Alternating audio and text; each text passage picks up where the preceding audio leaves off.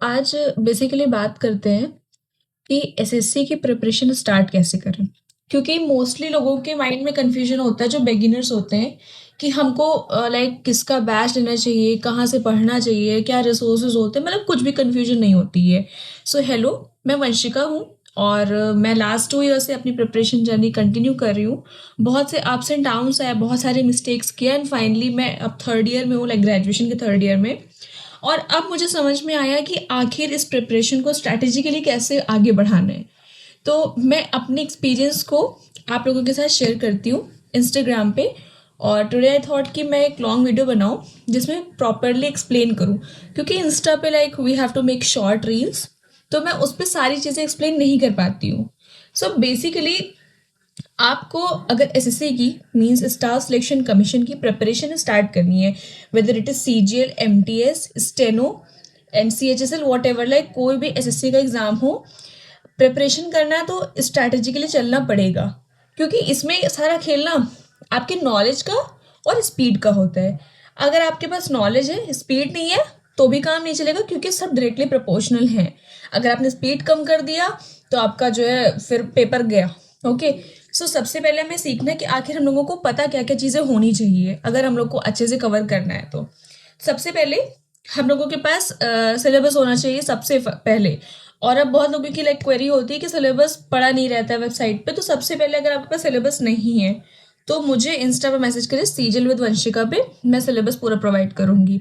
Second thing, syllabus को समझने के लिए यूट्यूब पे भी बहुत सारे टीचर्स हैं, लाइक एसएससी अड्डा एंड बहुत सारे हैं जिन्होंने सिलेबस को प्रॉपर्ली एक्सप्लेन किया है, चाहे वो कोई भी सब्जेक्ट हो। तो सबसे पहले आपको सिलेबस अपना देखना है, समझना कि आखिर हम जिस चीज़ की प्रिपरेशन करने जा रहे हैं वो क्या क्या चीज़ें अपने अंदर इंक्लूड करता है। ओके, तो इसमें आपको मैथमेटिक्स, रीजनिंग, इंग्लिश मिलेगी और जीएस मिलेगी। और बेसिकली मैं जीएस को बताती हूँ।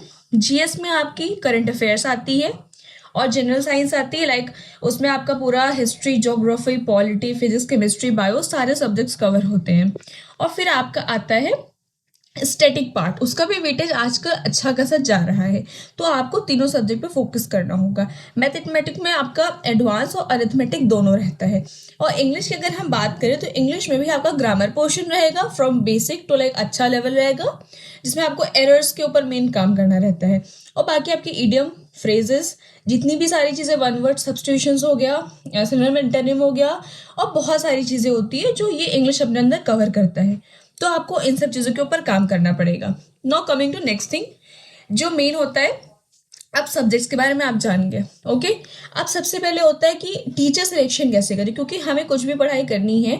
तो हम अगर ऐसे डायरेक्टली बस बैठ जाएं कि हाँ यूट्यूब पे प्लेलिस्ट सर्च करें, तो मैं कभी भी यूट्यूब को लाइक प्रमोट नहीं करती हूँ कि डायरेक्टली हम लोगों को यूट्यूब की प्लेलिस्ट खोल के पढ़ाई शुरू कर देनी चाहिए।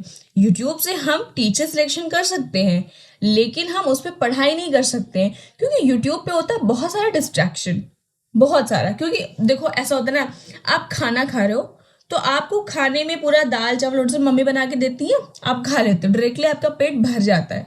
ओके, तो क्या होता है ना, अगर हमें खुद बनाना हो वो चीज़, तो हमें दाल के लिए दाल लेनी पड़ेगी, पानी, फिर दाल बनाओ, चावल बनाओ, अलग अलग सब कुछ करना पड़ेगा। तो क्या हो रहा है यहाँ पे कि आप कर रहे हैं फालतू का वेस्ट हो रहा है, वही खा लेते डायरेक्टली पेट भर जाता और खाने का फिर मन भी हट गया। यही चीज़ होती है आपके साथ में कि आपको जब कुछ बना बनाया मिलता नहीं है, आपका मन हट जाता है, आप प्रोक्रेस्टिनेट कर देते हो, आप छोड़ देते हो प्रिपरेशन करना, कंसिस्टेंसी बन नहीं पाती है। तो मैं किस लिए हूँ। ओके, सो सबसे पहले आप जाओ और कुछ टीचर्स लाइक मैथ्स के लिए Gagan sir, Bhutesh sir, Aditya Ranjan sir, like मैं गगन सर से पर्सनली पढ़ रही हूँ। और इंग्लिश के लिए हो गया, रानी मैम है, नीतू मैम है, अमन वशिष्ठ सर है जिनसे मैं पर्सनली पढ़ रही हूँ। और जीएस के लिए आप परमार सर, और अगर आप हिंदी मीडियम से हो तो नवीन सर को भी देख सकते हैं। वैसे रीजनिंग के लिए पीयूष वाशले सर हैं और विक्रमजीत सर हैं।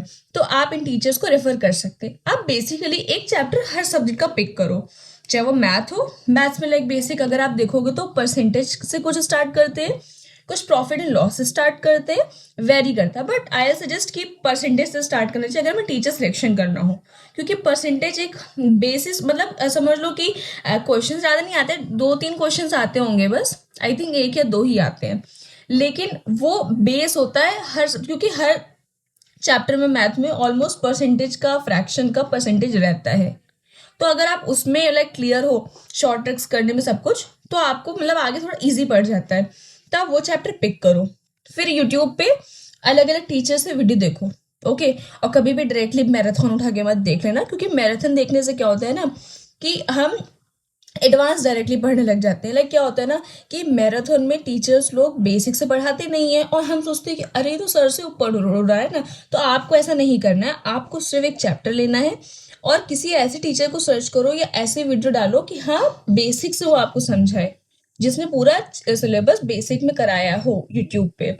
ओके, लाइक पूरा नहीं कराते बट कोई चैप्टर की वीडियो ऐसा डेमो पड़ी हो, तब वहां से उठाओ, सर्च करो, और फिर अपना लाइक टीचर सिलेक्शन पहले पकड़ो कि कौन टीचर भाई आपसे कनेक्ट कर पा रहा है, आपका किससे कनेक्शन हो पा रहा है। क्योंकि कभी कभी ऐसा होता है ना कि बहुत से बच्चे बोलते हैं गगन सर का सर के ऊपर से उड़ता है, नहीं समझ में आता है।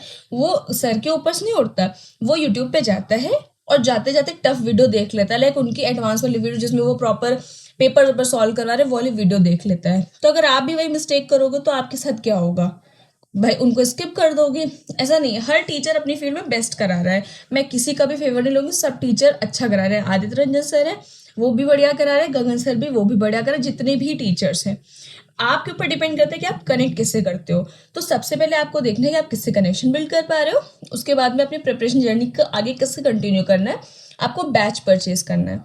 मैं बैच क्यों कही, मैं बता चुकी हूँ पहले कि बैच क्यों लेना। कोशिश करो बैच लो, क्योंकि बैच लेने से ना आपका बेस स्ट्रांग होता है। लाइक अगर कोई एकदम बिगिनर है, वो अचानक से ही आए और उसको बहुत सारी चीज़ें मिल जाएं और उसको कुछ भी नहीं पता हो, प्रैक्टिस करनी हो, चैप्टर पढ़ लिया, प्रैक्टिस कहाँ से करेगा, अब इधर उधर भटकेगा वो।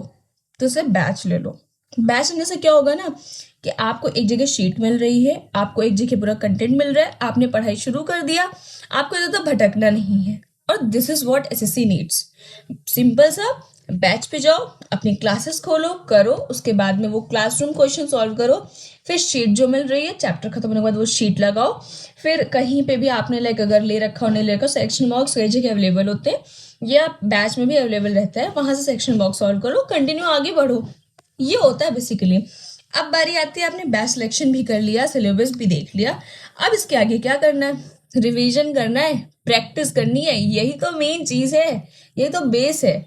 आप सब कुछ कर ले रहे हो, वीडियो देख ले रहे हो, ये तो कोई केजी क्लास का बच्चा भी स्कूल जाता है, कर लेता है, क्लासेस अटेंड हो जाता है क्या, खुद से घर पे आके पढ़ना पड़ता है ना। बस यही चीज होती है एसएससी में भी।